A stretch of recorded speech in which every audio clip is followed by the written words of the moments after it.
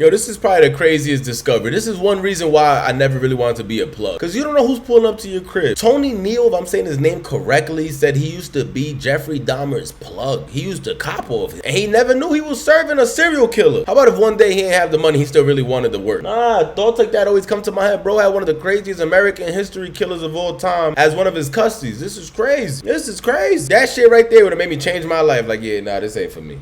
This ain't for me. Because to have Jeffrey Dahmer picking up, what was he picking up? I knew he couldn't be sober doing this. They tried to say he was just drinking beer. I'm like, nah, it was more than just beer. What was he on? There's no way it was Khalifa, because he probably would have came to his senses if he was on some good Khalifa Kush. What was he had to be on that smack, that hard stuff? Subscribe to the channel, comment down below. Please share your thoughts. We're on that road to 10,000 subscribers. 9,000, we'll be giving more information about the giveaway in my Instagram story. 10,000, we'll be naming the winner of my Instagram story. So sub up, follow me on IG so you don't miss that. But let's see what he was serving Jeffrey Dahmer, because Jeffrey Dahmer was serving asses on a plate. What was the plug serving him that made him crash out like that? That's some PCP action. Like, nah, this has got to be more to this. Serve that all the time. Wait, what? Yeah.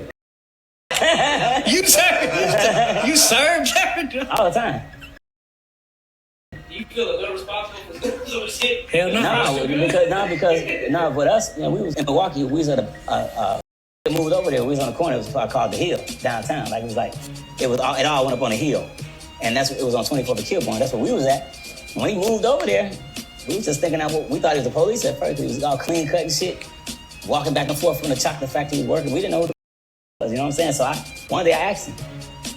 He came up, he was nervous because, you know, I said, hey man, what you doing over here, man? He said, my father got an apartment around the corner. He was stutter, so when he was nervous, he'd say shit twice. And I said, okay, well, you know, you look like, you know, 'cause I knew he was too old to be a student. I knew he was too clean to be a hype.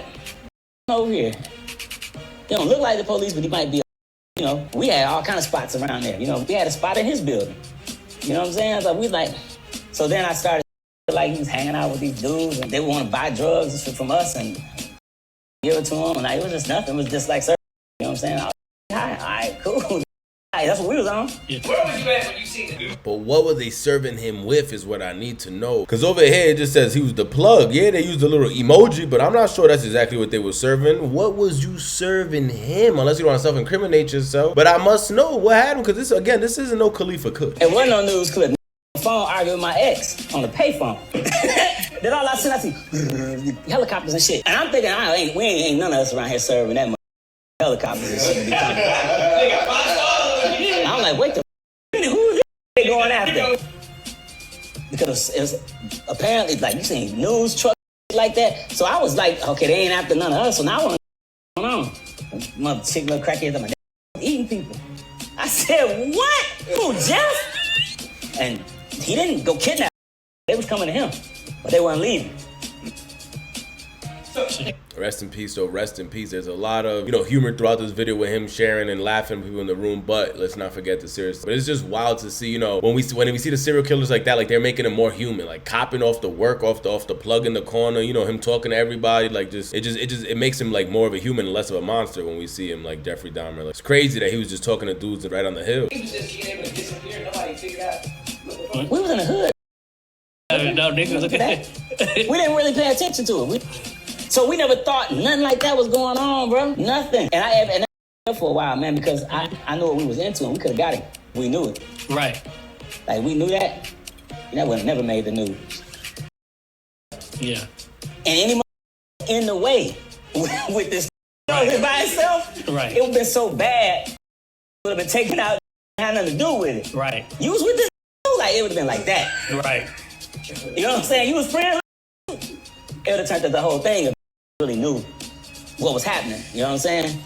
And then when he went to jail, I went to school with Kelly. Wow. We was there when he moved. Remember, we seen the videos of how he lost his life in the weight room. He got hit over the head with a weight, and now he went to crazy. Christopher J. Scarver came to know serial killer Jeffrey Dahmer much like the rest of America via the news. But Scarver got to see more of Dahmer than most people. Both men were convicted murderers serving out life sentences together in the Columbia Correctional Institution outside of Madison. Although Scarver was also a convicted murderer, he couldn't stomach the things he'd heard Dahmer had done. Scarver later told the New York Post that Dahmer would antagonize inmates by making food look like severed body parts and leave them for people to find. Scarver said he kept his distance from Dahmer until 1994. Scarver claims when the two were left alone in the prison gym, he bludgeoned Dahmer to death with a metal rod. He also killed another inmate at the same time named Jesse Anderson. According to what Scarver told the New York Post, Anderson and Dahmer antagonized him, so he killed them. Scarver initially pleaded not guilty of the prison murders, claiming insanity, but he later changed his plea to no contest. He did so in exchange for being moved to a federal prison instead of serving out his life sentences in a state penitentiary. He was sentenced to 2 consecutive life sentences on top of the first one. Also, I'm thinking if they would have beat him and made him move out and he said it never would have made the news, like let's say they didn't kill him, they just beat him up and made him like move out of Milwaukee, move out of that town. Would he have been caught? Or if he have just went to another impoverished neighborhood like Chicago or New York or somewhere else and continued what he was doing? So I think about it, like was it, I like if they would have caught him, yes, it would have been so much greater because a lot of people would have like never died. What I'm getting from it, he ain't the type to call the police. So unless they really would have killed him themselves and they just beat him up and made a move, would he have continued what he was doing in another town? So and the good thing is they didn't find out and it all came to an end. I don't know, it's just a double-edged sword. Not just discover the every day. But you want the Netflix now, bro? Huh? But you get a Netflix special, but they cast you. No, I ain't want to do that.